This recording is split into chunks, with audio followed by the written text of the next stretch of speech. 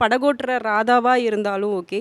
அதுக்கப்புறம் கருத்தம்மால வந்து வயல் வேலைகள செய்றவளா இருக்கட்டும், இல்ல குருவமா வந்து சொத்த வச்சுக்கிட்டு சிங்கிள் மதரா இருந்துகிட்டு அவள காப்பாத்துறதாகட்டும், எல்லா இடத்துலயுமே உழைக்கும் பெண்கள், அதாவது வெறும் ஹவுஸ் ஒய்ஃப்ஸ் கிடையாது அவங்க. அவங்க ஒரு உழைக்கும் தொழிலாளி. ஆ பலவீனமான ஆண்கள் மத்தியில ஒரு பெண் வந்து என்ன மாரி ஒரு முடிவு எடுக்கணுங்கிறத அவ அந்த மரபை தாண்டாம சிந்திக்கணும்னு யோசிச்சுட்டே வந்துட்டு, ஒரு ஆண் தவறு செய்யும்போது, இல்ல நான் ஸ்டாண்ட் எடுப்பேன் அப்படிங்கிறத முதல் படத்துலேருந்தே முடிவெடுத்துட்டே சூப்பர். வந்துட்டு நல்ல கவனிப்பு இது.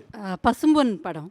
அதில் வந்து அம்மா தன் மனசை பார்க்காம தன்னோட வாழ்க்கையை பார்த்துட்டு போயிட்டாங்க அப்படிங்கிறது தான் இவருக்கு அடிப்படையில் குறை. அம்மா மேலே தான் குறை.